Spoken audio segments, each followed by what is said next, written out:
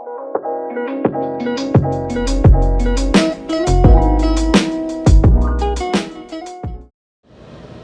everyone, welcome to the video. Today we're making the Kane Brown soap, which is part of my men's line. I was not sure how I was going to like this fragrance at first, so I only bought a little bottle of it, and then I ended up loving this fragrance. So now I have it in a shave soap, and I have it in this soap, which I absolutely love. And if you like a more earthy kind of scent, then you'll love this scent. It's really one of my best sellers next to the Tim McGraw at the market, and it does amazing. I put the Tussah Silk in with the lye water, and then I also have the aloe juice mixed with the water for the lye solution, which helps with the lather and the bubble, which is really amazing.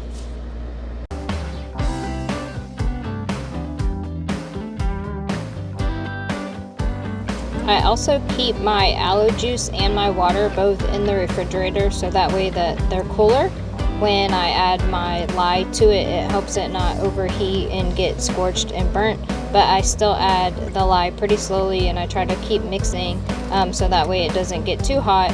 And then often I go ahead and I put this back into the refrigerator so that this can cool off while I'm heating up my oils and letting my oils also get to room temperature, because I like to have them both under 100 degrees when I'm soaping, especially if I want to do swirls or something like that.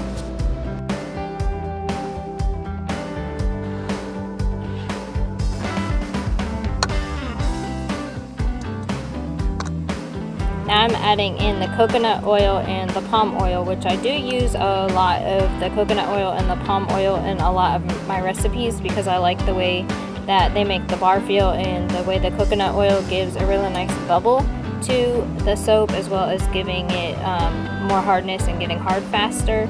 I do make a couple of coconut oil free soaps, and I use the babasu oil in place of that, because I know some people in my area have allergies to the coconut oil, so I do try to go coconut oil free when I can. I also am coconut oil free in my lotion line.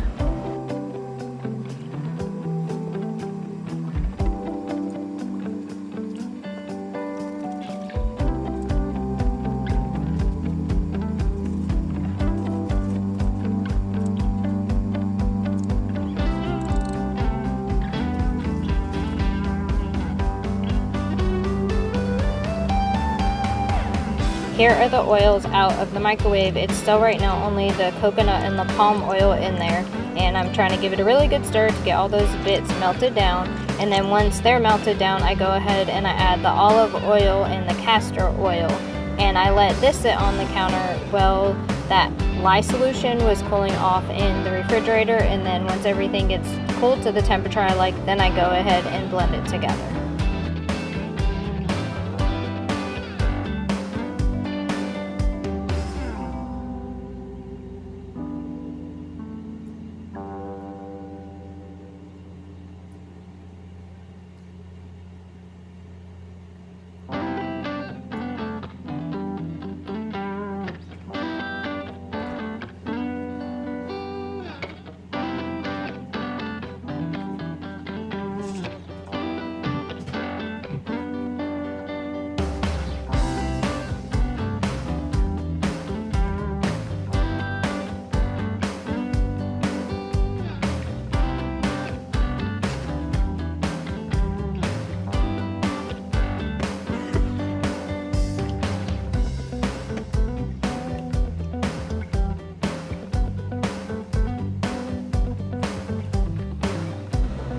Now that everything has got to the temperature that I like, I'm going to go ahead and weigh out the micas that I'm using for this, and I'll leave this little gram scale in the description box. And then when I have my little hand mixer that I mix the stuff with, I'll also put that down in the description box, because I love both of these, because it helps me maintain inventory having this little gram scale, so I know exactly how much mica I'm using. And I just go ahead and I pour some of my oil that I already have sitting there into these little cups, and then I mix it with the little hand mixer. I like this because I feel like it dissolves better for me in the oils when I go ahead to make the soap, because if I just add the dry powder, I feel like it doesn't mix as well.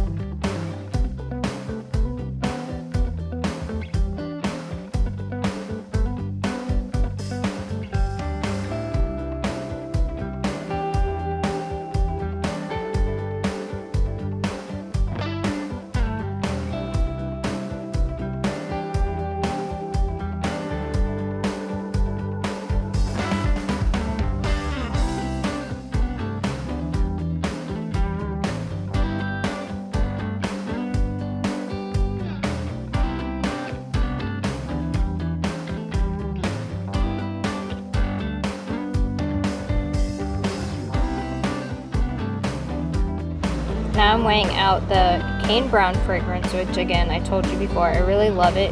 It soaks so well. I've never had any issues with it. It has amazing scent retention in the soap. It just behaves really well, and I really recommend it to anyone who's kind of looking for a more earthy kind of scent for their men's line. And then when you see here, the little stuff floating in the lye water is my Tussah Silk. I kind of forgot to put it in until later than I was supposed to, so that's why it didn't dissolve all the way down. Usually I put it in as soon as I'm mixing the lye in the water, so that way it has more time to really like seep into the soap and really get the benefits of it, but this time I kind of forgot, which happens sometimes.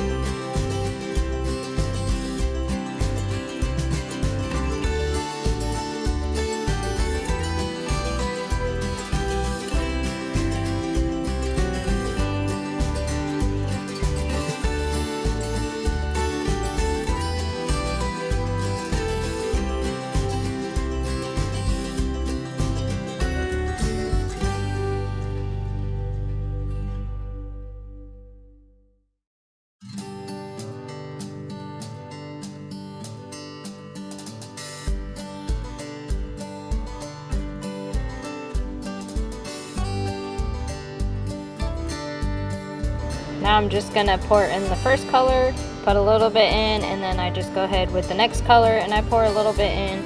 Every single time I make a swirl soap, I never exactly swirl it the same, but that's kind of cool because then next time you don't exactly have the same exact pattern. It kind of goes with however I feel in the mood whenever I'm making a soap. Like sometimes I pour from the corners, sometimes I pour straight down. So it's kind of just whatever my mood is. Today I just felt like going all in apparently.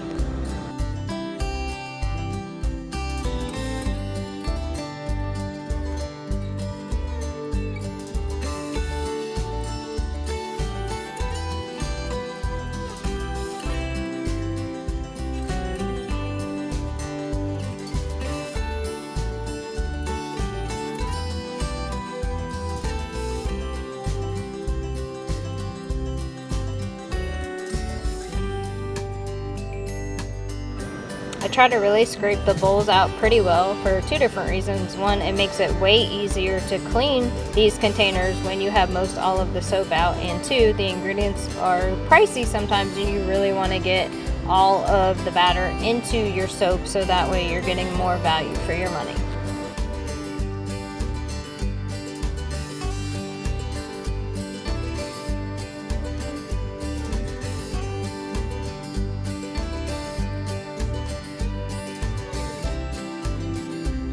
Now I'm just doing a little swirl on the top. Usually I use a skewer. I guess today I didn't feel like using a skewer and I'm just using my spatula, but it just kind of helps mix those colors back in on the top and kind of just give it a little cute, fun, swirly design on the top, which looks cute when it gets cut.